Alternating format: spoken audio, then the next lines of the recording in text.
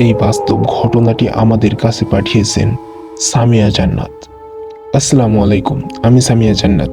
আমি জামালপুরের মেয়ে। আজ আমি আপনাদের সঙ্গে আমার নানুর জীবনে ঘটে যাওয়া এক ভয়ঙ্কর ঘটনার কথা বলবো। ঘটনাটি 2017 সালের। আমরা তখন সবাই নানু বাড়িতে ছিলাম। শীত মানেই আমাদের কাছে নানু বাড়ির পিঠা খাওয়ার উৎসব। আমার নানু ছিলেন খুব সাহসী। তিনি ভূত পেত এসব কিছুতেই বিশ্বাস করতেন না, কিন্তু সেই রাতে যা ঘটেছিল তার সব কিছুই পাল্টে দিয়েছিল। সেই রাতে নানু পিঠা বানাতে বানাতে অনেক রাত হয়ে যায়। ঘড়িতে তখন 11টা। রান্নাঘর থেকে বেরিয়ে তিনি পাশের পুরনো বাথরুমে যেতে চাইলেন, যেটা বাঁশঝাড়ের পাশে অবস্থিত ছিল। চারদিকে নিস্তব্ধ, শুধু শীতের কুয়াশা আর একটা সোদা গন্ধ ছিল বাতাসে। নানুর হাতে ছিল একটা ছোট টর্চ লাইট। তিনি বাথরুমের দরজার সামনে যেতেই হঠাৎ থেমে যান।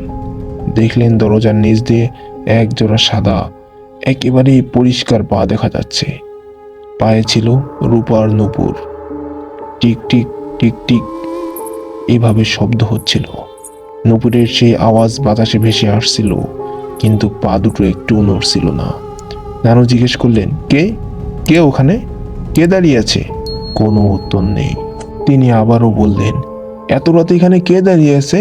কে কে তবুও কোনো সাড়া নেই। শুধু সেই পা দাঁড়িয়ে আছে নিশ্চুপ, আর নূপুরের টিক টিক টিক টিক আওয়াজ যেন বুক কাঁপিয়ে দিচ্ছে। হঠাৎ টর্চের আলো একটু সরে যায়।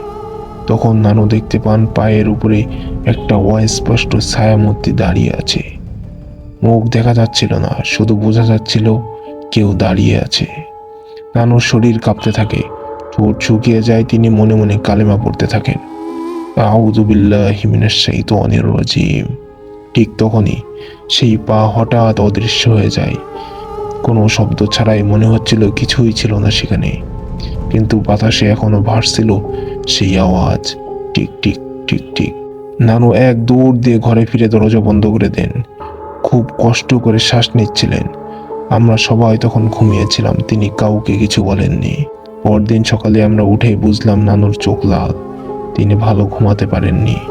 আমি খেয়াল করলাম তিনি বাঁশঝাড়ের দিকে তাকাতেই চমকে উঠলেন। আমি জিজ্ঞেস করলাম, নানু আপনি কি দেখলেন ওখানে? তিনি বললেন, কিছু না রে, এমনি। অনেক দিন পর এক সন্ধ্যায় নানু আমাদের সঙ্গে গল্প করতে করতে হঠাৎ কেঁদে ফেললেন। বললেন, সেই পা আমি ভুলতে পারি না। সেই নূপুরের শব্দ আজও রাতে শুনতে পাই। আমি বললাম, নানু আপনি কি ভয় পেয়েছিলেন? আপনি কি ভয় পেয়েছিলেন? তিনি একটু চুপ থেকে বললেন, এই জীবনে অনেক কিছু দেখেছি, কিন্তু সেই পা, সেটা মানুষ ছিল না। সেটা এমন কিছু যাকে ডাকার পরও সাড়া মেলে না, শুধু দাঁড়িয়ে থাকে চুপচাপ চোখের সামনে।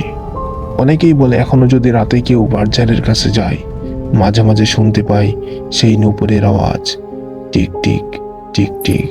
কিন্তু সাবধান, তুমিও যদি সেই পা দেখতে পাও, তাকিয়ে থেকো না, কারণ সে চায় তুমি তাকিয়ে থাকো যতক্ষণ না তোমার দৃষ্টি থেমে যায় একেবারে চিরতরে।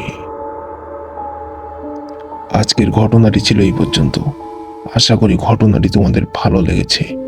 আর ঘটনাটি ভালো লাগলে অবশ্যই একটি লাইক করবে, এবং তুমি যদি আমাদের চ্যানেলে নতুন হয়ে থাকো অবশ্যই চ্যানেলটিকে সাবস্ক্রাইব করে পাশেই থাকবে।